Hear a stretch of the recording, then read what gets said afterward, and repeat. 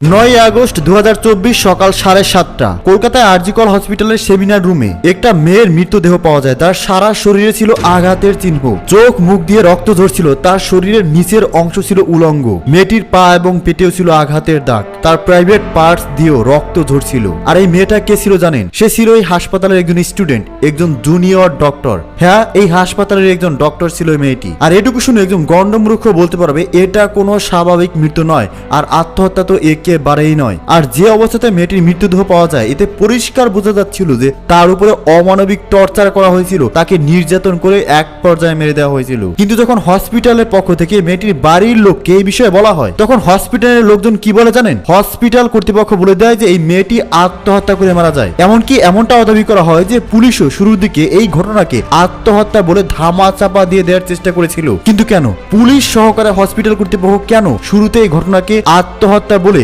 চাপিয়ে দেওয়ার চেষ্টা করেছিল? এই ঘটনার পিছনে কি হসপিটাল কর্তৃপক্ষ কোনোভাবে দায়ী রয়েছে, নাকি কোনো রাজনৈতিক লিডার নির্দেশ দিয়ে এই মেয়েটিকে হত্যা করেছিল? অবশেষে কিন্তু এর আসল রহস্য উদ্ঘাটন হয়েছে। কে এই মেয়েটিকে হত্যা করেছিল, কতজন মানুষ মিলে রেপ করা হয়েছিল, এর সমস্ত কারণ এই ভিডিওতে প্রমাণ সহ জানাবো। সবকিছু জানতে ভিডিওটি মনোযোগ সহকারে শেষ পর্যন্ত দেখতে থাকুন, এক সেকেন্ডও মিস করবেন না। আর চ্যানেলে প্রথম হলে চ্যানেলটিকে সাবস্ক্রাইব করে বেল আইকনটিকে অন করে রাখুন। চলুন শুরু করা যাক।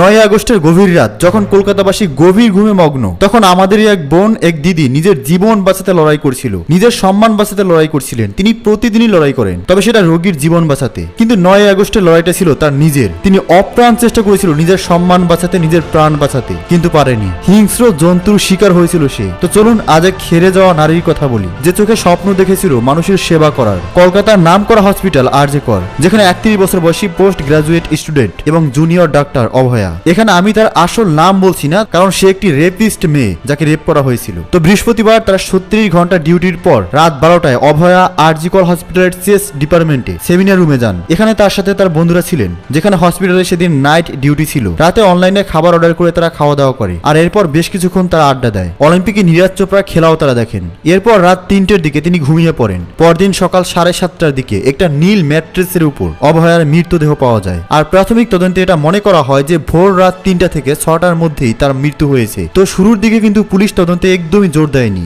আর তখন শুরু হয় বাকি ছাত্রছাত্রীদের বিক্ষোভ। সারা রাজ্য জুড়ে বিভিন্ন হসপিটালে আন্দোলন শুরু হয়। আর শেষে এক প্রকার তড়িঘড়ি করে কলকাতার পুলিশ তাদের তদন্ত শুরু করতে বাধ্য হয়। একজন ম্যাজিস্ট্রেট এবং অভয়ের মা এবং তার দুজন ব্যাচমেটের সামনে অভয়ের মৃতদেহের পোস্টমর্টম করা হয়। আর পুরো পোস্টমর্টমটাকে ভিডিও রেকর্ড করা হয়, যাতে কোনো তথ্য গোপন করা না যায়। আর এখান থেকে উঠে আসে সমস্ত শকিং ইনফরমেশন। অভয়ার গলার হাড় ভাঙা ছিল, মানে থেকে গলা টিপে শ্বাস রুদ্ধ করে হত্যা করা হয়েছিল। তার শরীরে সিমেন্ট পাওয়া গেছে। তার প্রাইভেট পার্টসে আঘাতের চিহ্ন ছিল, চোখে, ঠোঁটে, মুখে সব জায়গাতে আঁচড় এবং আঘাতের দাগ ছিল। তার গোড়ালি ভাঙা ছিল। আর এই সমস্ত কিছু ইন্ডিকেট করে যে মৃত্যুর আগে এবং পরে তাকে ধর্ষণ করা হয়েছিল। আর এই পর্যায়ে দাঁড়িয়ে তখনও পর্যন্ত জানা যায়নি যে এই কাজটি কে করেছে, ঠিক কি হয়েছে। কিন্তু এর মধ্যেই শুরু হয়ে যায় ভিকটিম ব্লেমিং এবং নিজেদের দায় ছাড়ার পর্ব। আরজি কর মেডিকেল হাসপাতাল কলেজের প্রিন্সিপাল বলেন, মৃত ছাত্রী রাতে একা সেমিনার হলে ঘুমানো বা থাকা উচিত হয়নি। মানে এক প্রকার বলতে চেয়েছিল যে অভয়া যে মারা গেছে এটা তার দোষ।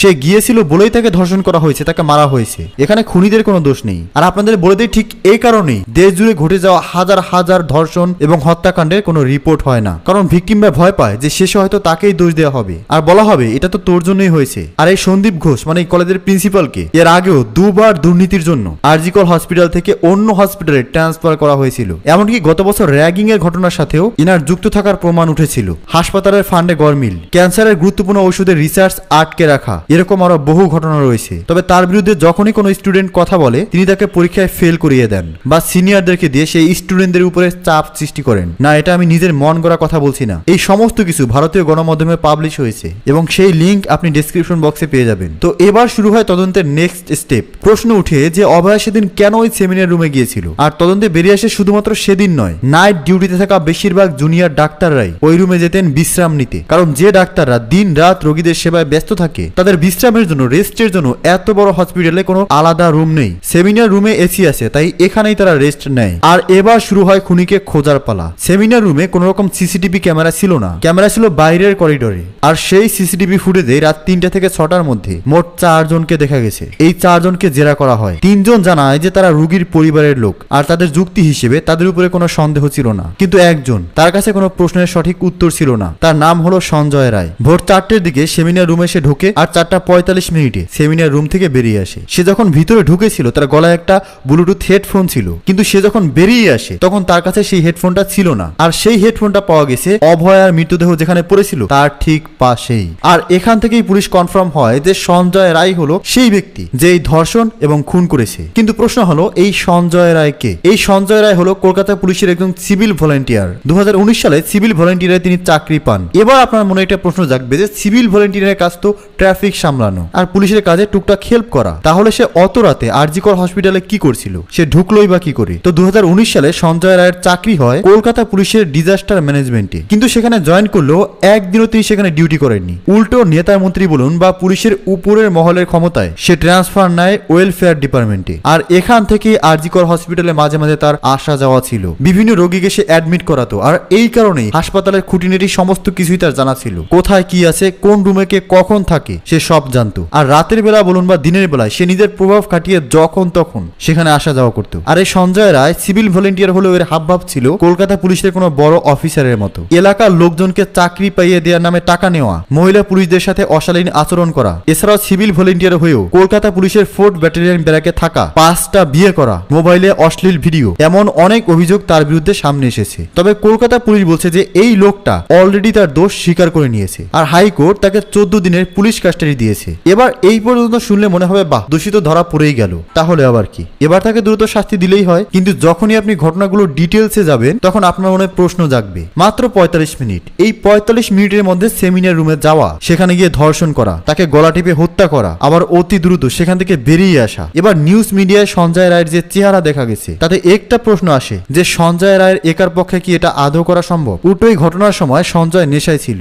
আর তখনই উঠে আসে আরেকটা শকিং নিউজ, সেটা হলো যে ডাক্তাররাই পুরো ঘটনার বিরুদ্ধে প্রোটেস্ট করছেন। তাদের দাবি যে ওখানে একজন নয় বরং দুজনের সিমেন্ট পাওয়া গেছে। এবার স্বাভাবিকভাবেই একজন মানুষের তো দুরকম সিমেন্ট হয় না, তার মানে সেখানে সঞ্জয় রায় ছাড়াও আরো কেউ একজন ছিল। কিন্তু পুলিশের তদন্তে এখনো পর্যন্ত দ্বিতীয় কারোর নাম সামনে আসেনি। এমনকি পুলিশের তদন্ত নিয়েও কিন্তু বেশ কিছু প্রশ্ন উঠেছে যে কেন শুরুতে এটাকে আত্মহত্যার ঘটনা বলে চালিয়ে দেওয়া হয়েছিল, কেন এই হেডফোনের টুকরোটা খুঁজতে এত সময় লাগলো, এত নামী কলেজের একজন প্রিন্সিপাল হয়ে কেন এরকম মন্তব্য করতে পারলেন, কলেজের রেপুটেশন খারাপ হওয়ার ভয় কি শুরুতে এই বিষয়টাকে ধামাচাপা দেওয়ার চেষ্টা করা হয়েছিল? সঞ্জয় রায় যেরকম দ্রুত, মানে আপাতত তার বিষয়ে যেরকম জানা গেছে, তাতে কি সে এত তাড়াতাড়ি পুলিশের জালে ধরা পড়ার লোক? সে তো পালিয়ে যেতে পারতো। আর হ্যাঁ, এই যে পুলিশের জাল, নিউজ মিডিয়ায় বারবার যে কথাটি বলা হয়েছে যে পুলিশের জালে ধরা পড়লো সঞ্জয় রায়। সঞ্জয় রায় যে অপরাধ করছে সেটা কি পুলিশ আগে থেকে জানতো না? সে একজন সিভিল ভলেন্টিয়ার হয়ে 4th ব্যাটালিয়ন ব্যারাকে থাকতো, সেটা কি পুলিশ জানতো না? সে অন্যান্য মহিলা সিভিল ভলেন্টিয়ার এবং পুলিশদের উত্তপ্ত করতো, সেটা কি পুলিশ জানতো না? সে যে মদ্যপান করে রোজ হসপিটালে ঢুকতো, সেটাও কি পুলিশ জানতো না? পুলিশ বাদ দিন, ওই হসপিটালের জুনিয়র ডাক্তাররা কি সেটা টের পায়নি? টের পেলে অবশ্যই তারা কমপ্লেন করেছে, কিন্তু তারপরেও সেই লোকটার অবাধ যাতায়াত ছিল।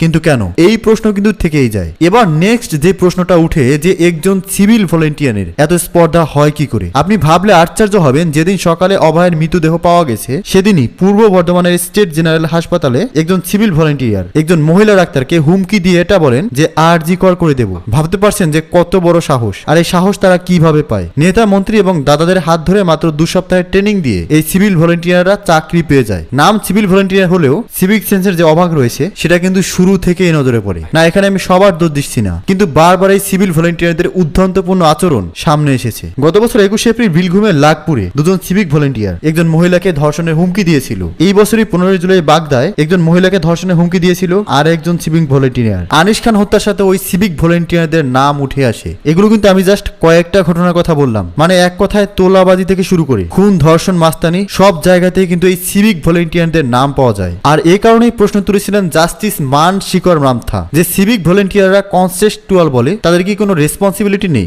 অভয়ের মৃত্যু আমাদের হেলথ কেয়ার সিস্টেমের উপর একটা বড় প্রশ্ন তুলে দেয় যে ডাক্তাররা দিনরাত পরিশ্রম করে আমাদের সেবা দিচ্ছে, তাদের বিষয়ে সরকার কতটা উদাসীন। আজ সরকার বলছে যে তারা রেস্ট রুম বানিয়ে দেবে, কিন্তু যদি এই ঘটনা না ঘটতো তাহলে কি হতো? কেন আমরা সবসময় দুর্ঘটনা হওয়ার জন্য অপেক্ষা করি? কেন আমরা আগে থেকেই কোনো প্রস্তুতি নেই না? হাসপাতালের সিকিউরিটি কেন এত দুর্বল? কেউ ভেতরে আসছে যাচ্ছে, কখনো ধর্ষণ করে যাচ্ছে, খুন করে চলে যাচ্ছে, কেউ জানতে পারছে না। এত উদাসীন মনোভাব কেন? এবার রাজ্যের মুখ্যমন্ত্রী থেকে শুরু করে বিরোধী দলের নেতারা প্রায় সবাই বলেছেন যে দরকার হয় সিবিআই তদন্ত করা হবে। পুলিশও বলেছে যে যদি তাদের কাজে অভয়া পরিবার সন্তুষ্ট না হয় তাহলে তারা সিবিআই তদন্তের জন্য যেতে পারে। তবে মেয়েটার যে পরিবার আছে তারা বলেছেন যে পুলিশের উপরে তাদের আপাতত ভরসা আছে, আর পুলিশও জানিয়েছে যে তারা যত সম্ভব ট্রান্সপারেন্সি রাখার চেষ্টা করবে। আমার একটি মাত্র মেয়ে, অনেক কষ্ট করে তাকে ডাক্তার করেছিলাম, লোকের সেবা করতে এসে সে নিজেই খুন হয়েছে। অভয়ের মায়ের এই কথাটা যে কতটা কষ্টের, কতটা ব্যথার এই খুনিরা কোনোদিন বুঝবে না। তাই আমাদের উচিত এই খুনিদের এমন শাস্তি দেওয়া যাতে কোনোদিন তারা এই ধরনের কাজের চিন্তা মাথায় আনতে ভয় পায়। আর পুলিশের এমন উদাসীন মনোভাব, ধামা চাপা দেওয়ার মনোভাব,